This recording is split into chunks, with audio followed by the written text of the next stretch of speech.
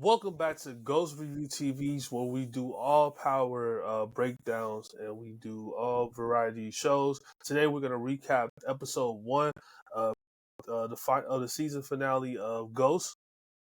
Uh, so we're gonna Yeah, do a recap yeah. on it. So we're gonna jump right into it. When we first get back on the show of Tubbs, the first thing is we see Obi. He's getting confronted by two of the security guards that work for him and Noma. Um they say basically Obi says, "Hey, how did Brayden get in here? What happened?" These two guys kind of responded like, "Hey, we don't know." But really what happened was Obi called Brayden. That's when Brayden came, and that's when he shot Cane, and that's when how they escaped from that situation where they was about to kill Tariq. The two people also they basically pressed Obi about the green cards. They knew about his secrets. So then Obi proceeds to basically shoot both of them. Noma then comes and Obi clears it up by saying, "Hey, well these two guys was incompetent of their job, so this is why I killed them." So from there we go from and I thought that was well played by Obi Obi Obi, Obi as well. I think Noma's starting to catch on to him, but not just yet. But she's definitely starting to catch on for him. she's Go starting to ahead. see some of his some things that he's doing, the little errors and stuff like that. Like he's cleaning up everything real quick, but she still not fully into what's going on. But she is still got her eye on him, no matter what's going on. And then Absolutely, Noma goes to Effie, then she goes to Kanan, then she goes to Dana, and then she goes to Diana. Diana and Dru, and let them know like, hey, my Tariq problem stops today. Like y'all better go out to the streets and go get him. We need him out the way. He knows too much information about me. She mainly goes to Effie and tell him like, hey, you used to have a sexual. She used to mess around with this guy, so hey, you should be able to find him no matter what. Noma tells Dru and Dana that hey, I understand that y'all mother is in surgery right now. Y'all going through something right now, but we have to make Tariq and Brayden the top priority. Then Kanan tells her like, hey, I already know the mission at hand. Like you don't have to talk too much or tell me much about what's going on. So I'm Yeah, already ahead of the Kane game. Kane has been wanting to get Tariq out there for about 3 seasons now. So, um, and then from there they pretty much go Tariq searching. has been wanting to get Kanan out of here for a while, so it makes sense that like he's straight on board right away on that with Kanan. I mean, with Tariq at all times. Like he always seems like he's been jealous of him. Like comes to the girls, it comes to how you dress, how you walk, how you talk. You just see like a jealous individual, especially when it comes to Tariq itself. Yeah, no, for sure. And then from there, Tariq and Brayden, they kind of get more on the offensive end, and instead of just waiting around waiting to get killed, they figure out a plan. So they come up with the plan to, hey, let's go get Noma's daughter, and use her as leverage. So then they go to the storage house where Tariq has his weapons. There, I'm sure he got those weapons from Uncle Tommy. Probably his dad's ghost got him there. Um, He calls the person that's been watching Noma's daughter, yeah, and which I yep. thought that was smart. Yeah, I always I don't think they ever mention her name, but yeah, so she's been working with Tariq for a while. So she had eyes on Noma's daughter. Dropped the location for Tariq and Brayden to go pull up on her. How they did it? I mean, they had a car basically go into where they had the airplane that looks like they was about to take off to go to another country with Noma's daughter. The explosion happens. Noma's daughter has her headphones in, which is important to tie this back into because from Power season, I think it was season 4 or 5, Tariq is in the car, and that's when Kanan goes to kill multiple people outside the car, and Tariq didn't even notice. So they kind of brought that same imagery back to this scene right there, and basically Tariq and Brayden, they was able to basically kill about 6 7 dudes. They was not able to get to her. Somebody else for the security detail that I'm assuming for Noma was able to take the car, take Noma's daughter back to Noma's house. And then once that happened, Noma was fed up. She called Obi. She's like, "How did this happen?" Obviously, she thought, she took Brayden and Tariq a little bit a little bit more light than what she expected, and then she put the 100K bounty on their head. From that standpoint, that's when everybody gets the text of the 100K bounty. She also has her hitman, her I like to call the assassins for hire. They also get the text for the 100K bounty.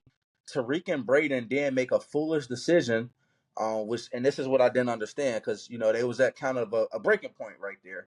Okay, what's the next plan? They neither one of them had a plan. Also in that, we kind of got to rewind back. Brayden, his sister, who's a student at Stansfield, she got kidnapped by Dru and Diana. Diana then decides to leave the kidnapping because she gets a call from the hospital to go check on Monet. Monet. And so she leaves, and then now it's just Dru. Dru's like a madman in this scene. Dru, when he feels like somebody's gonna find out about his secrets, he kind of he kind of just lose foresight. Like I don't think he ever had a plan with her. And then eventually Braden's sister, was able to escape Dru and basically get back to home with Braden's dad. Also in that we have Effie and Cane. They hooked up a little bit, did a little bit romantic vibes there, kind of like where they was going with that. But they Right. also went to Braden's dad's house, and Cane then proceeded to assault Braden's brother. I always forget his brother name. Jesus. Yeah. That's Yeah. who cares, right? And the dad was, he's like, I'm gonna call the police. Effie was able to convince Cane not to King kill to go Braden's brother, and was able to stop him basically from leave. attacking him. Yeah, Yeah, because they having was him basically stop talking to him. pressing him and the family about where's Braden's location at. Kind of bringing this fast forward. Um, Tariq and Brayden decided to go back to Stansfield, which I thought was kind of interesting. They was going back for some money for again when Tariq had his business there selling drugs and stuff. I kind of found it funny they was going back to a college institution though, and that's when. Which we thought was done. We thought they were done with the college shit. We just Yeah, completely thought I definitely don't think they're done with the college here. I'm not sure when it's going to get outside of the college, but you could just tell the way they setting up, they're not done with the college. So they was able to go back. They got the money. Light skinned Keisha. I always forget her name too, but I always call her light skinned Keisha. Lexi Um, and Keisha, yeah. yeah, she basically tells Effie Effie and Cane that hey, yeah, we just seen Tariq. So they get the drop on Tariq. We also have these assassins for hire that are already on campus because basically Kane reports back to Noma about the You know what? location. Go ahead. You know what it remind me of once Noma tells them that they're Stansfield, it remind me of John Wick. Every Yeah, single time there was an update on a bounty, when it came to like the cops or whatever, like they like the new killers are coming or whatever to go after John Wick. That's what that scene remind me of, and I thought that shit was hilarious. Like how they just immediately start getting on business, getting their guns, getting their their swords and knives and whatever their specialty when it comes to what they do to kill or whatever. yep. No, I definitely thought the writers definitely got some inspiration from John Wick. They pulled a lot of they put a lot in this. This is a really good story they gave us for the first episode. So from there, another thing that we kind of go back to, they told us early on, Davis McLean, he had a chance to, be an enemy or be a foe of Tom, Tariq and Davis. I didn't think they was gonna do this, but it kind of comes back to the character development they did with Davis. He's clearly chosen a side. You're not going to basically bully him or threaten him into basically choosing him to be on your side. He chose to side with his client Tariq, and Davis even said he always wants to see the underdog win. So Well, for sure. early on, and Davis. It's also important to notice Davis is also disbarred at this time, so he can't even work as a lawyer. So Tariq also gave him a call earlier in this episode, basically asking him for advice, trying to see what he would do, and Mm-hmm. Davis was about to get into some action to a threesome. Fucking Power loves to to throw that in there. I always got So a storyline when yeah, it comes to power, but yeah, Davis doing that just shows me like, hey, that their relationship is like an uncle nephew thing, and it's like they have a bond with each other where he wants to see him win, and he's gonna always give him the best advice because he has no like he looks at him as something as a friend and a Yeah. kid, like a mentor, like Tariq looks at him as somebody to come and have his back at all times.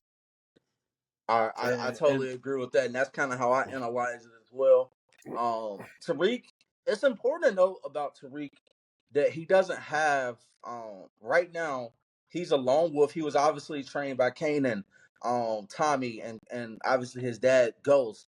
But right now he doesn't have any of those people. So Davis is the only one he can really trust in a way, and it does feel like the way they created the storyline is Davis is going to be like not that Uncle Tommy role, but like kind of guidance where hey, I'm mentor. still I'm gonna look out for you because other than that, they haven't explained who else is actually on the side of Tariq and Brayden. Currently, right now, we if we did which sides on whose side, we have Davis, Brayden, and Tariq. That's all that we know of as of right now.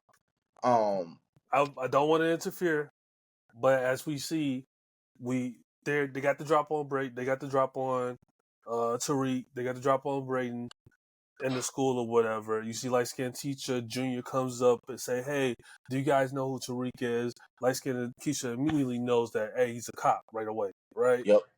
And then as Tariq and Brayden is going to get the money or whatever, they're looking for him.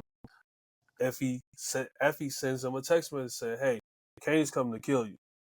So back into our preview when we said in our last video, we know that she is truly the love. Like she truly is playing both sides. Like she loves the fact that like Effie loves the fact that like Kanan has looked out for her, but she know in the back of her head she still has feelings for my boy Tariq. Yep. Yep. And it's like that relationship, she just won't let it go, and that's something that we're seeing. Spot Yeah, on right no, there. that's definitely something that's prevalent in the show. Um, though it seems like Effie, it looks like she's working for Noma and she's with Cane. She's definitely still have a soft spot in her heart for Tariq, which I'm curious to see how they're going to develop that. So basically, like you stated, Effie gives basically a heads up to Tariq, like, hey, we got the drop on you. Kane's coming to look for you. And it may be others as well. So Tariq then runs into Junior. A little bit backstory on Junior, like we said in the preview. Junior is Angela's Vasquez. Again, Tariq's father, mistress. That's is Junior's auntie. So that's where that plays a part at. And I have to say, I was pretty shocked the way um they kind of did his character. I thought it was a little bit more they could have did with that. But specifically, what happens in Tariq runs into him. Basically, Tariq also has these assassins that's chasing after him as well. Junior runs into the assassins, runs into Tariq. They're having a conversation. Then the assassins trying to kill Tariq. They eventually end up basically killing the assassin between Brayden, Tariq, and Junior. Then it comes to a point where Tariq could have did two things right here, and it's very fascinating that he didn't do this. Tariq could have just worked with the cops. That was very interesting. Tariq had the opportunity to work with the cops right there. He could have did he could have went the route with his mom did and went into protective custody. He could have did the same route. He could have did something similar as to what Lauren did. But Tariq, and it's interesting because at a point of this story, he tells Brayden that, hey, we could just get out this game and just, be college students, go to work a regular job, be successful, stay out the street life. But Just he like his has father the wanted. opportunity to do that. And he says, again, like, he would have had to end up taking down Noma, obviously, Cane, and Monet and their empire as well. But he has the opportunity to just go work with the feds right here. And instead, Tariq, as trained by only Ghost, Tommy, and Cane, Kanan, he utilized that as leverage. he basically tells he basically has a chance to where he can kill Junior. But again, Tariq is very smart and just very cerebral, which I like about his character. He calls Noma and says, "Hey, this federal agent can basically put you guys down right now if I kill him. So if I kill him, you're gonna take this you're gonna take that money off my head. We're gonna set up a peace treaty." And Noma at first she was a little bit hesitant, had some pushback. But again, the important character, because as we listed before, we said, hey, Davis McLean and Brayden is on Tariq's side.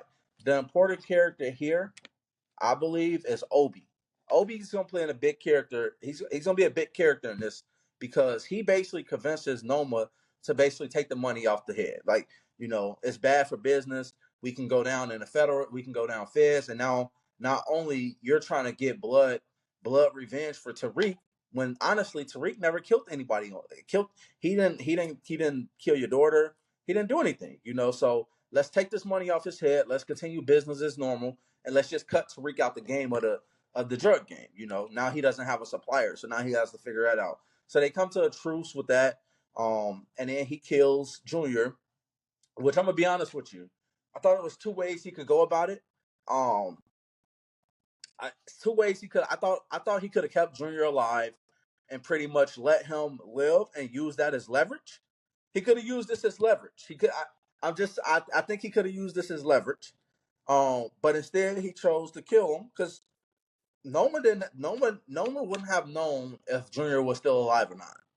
I don't see how she knows that. He's a Fed. How would she know if he died or not?